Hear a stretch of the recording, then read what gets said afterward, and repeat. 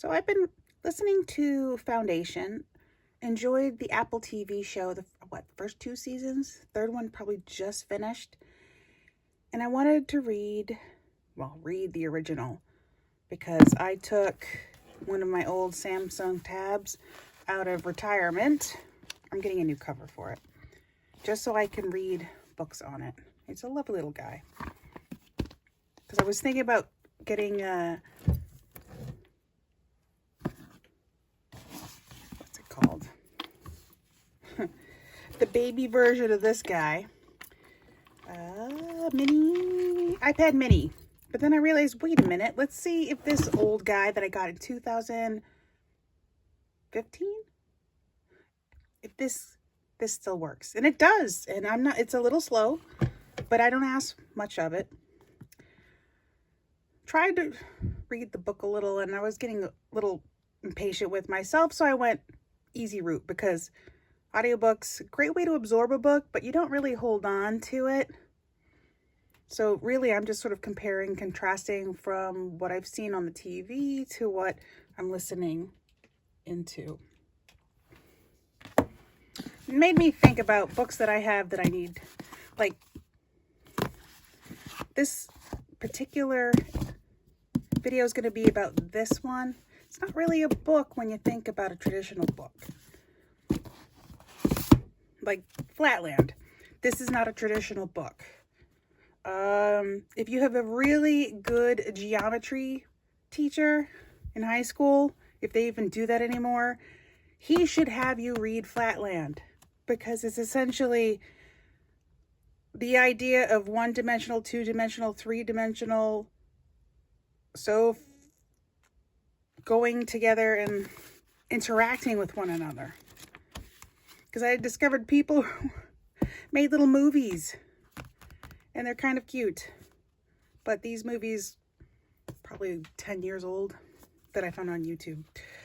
So it makes me want to reread this book again. Because I'll say, I really enjoyed geometry. But I enjoyed trigonometry, pre-calculus.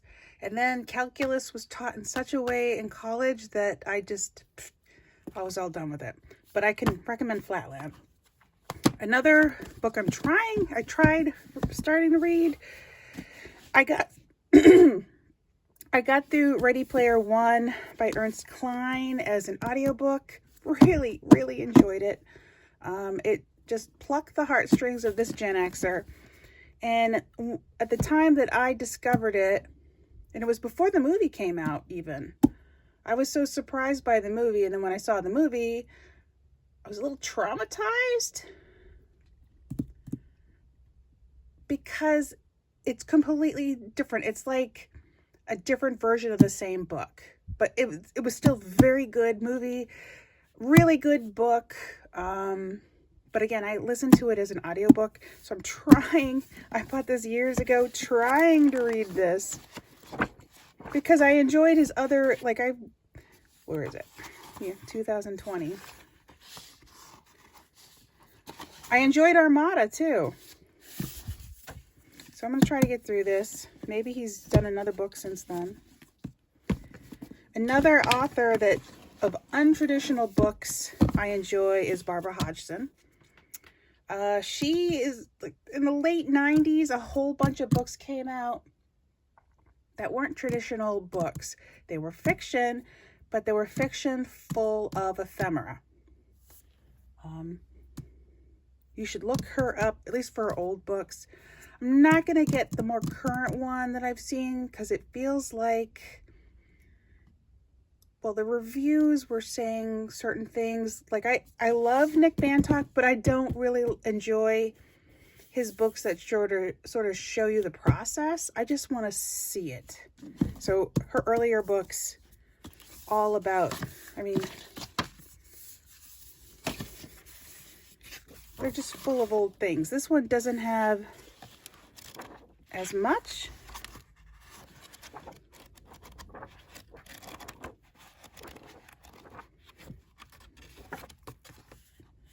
The Sensualist, that is an amazing book to look through and to read. Some of her writing is a little hard to understand, and it's hard to describe why it's a little hard, but it's worth it, especially for the imagery.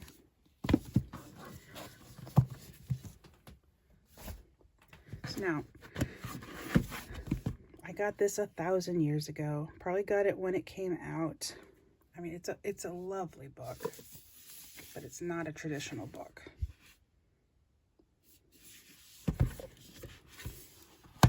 I put that there.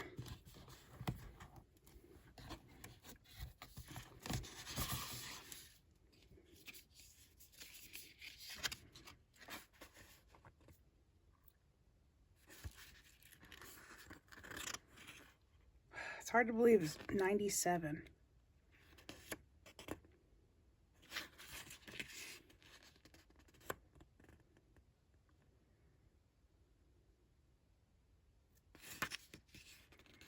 I mean, it's a gorgeous book. Well worth it if you're into ephemera, into pretty things, into fine printing. Because I feel like it's a lost art.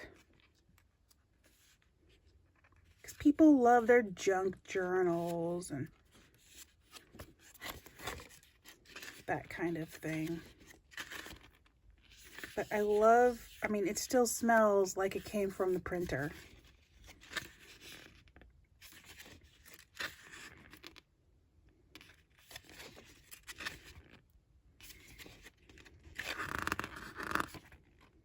I mean, that's Nick Bantock himself. He uses himself in his drawings and his writing. And he gets his, ephemera.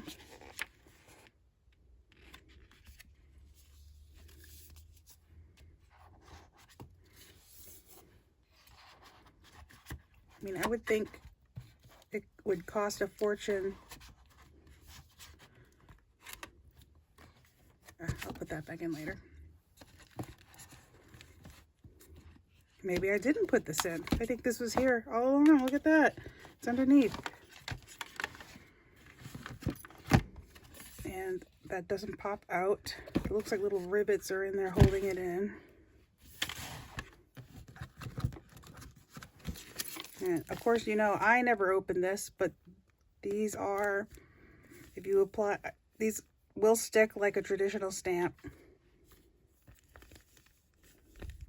But they are lovely.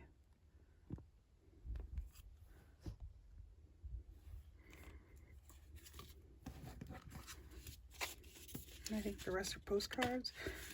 But they're not traditional postcards. I mean, they're super firm, really awesome.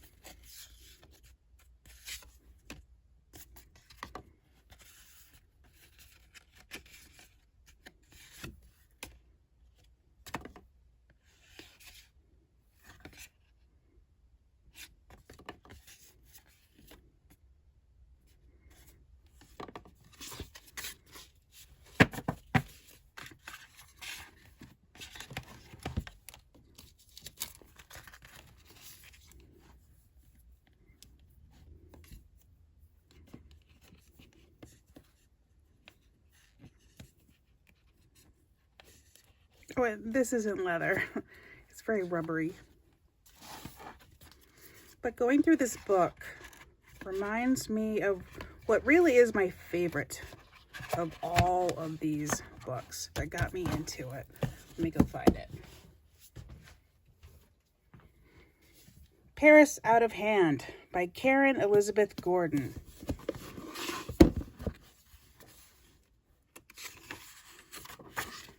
In collaboration with Barbara Hodgson and Nick Bantock.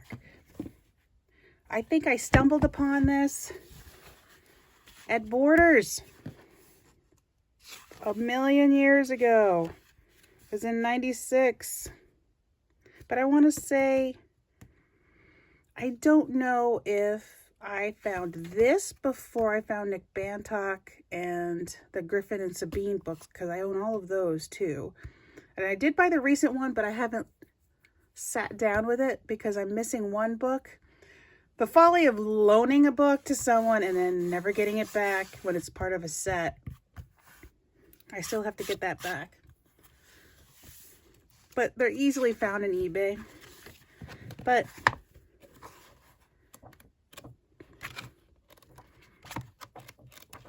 it's just so lovely itself as well.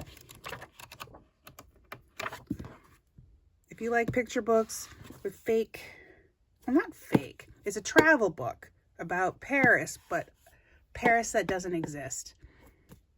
And you can make one of your own town.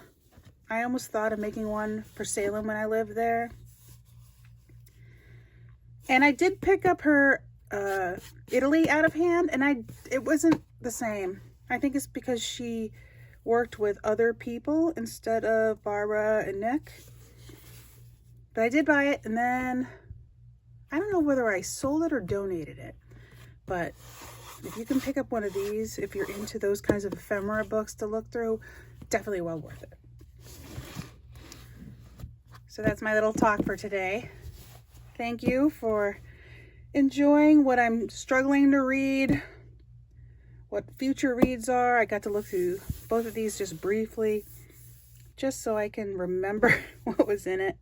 And yeah, I want to say the 90s were a really nice time for books.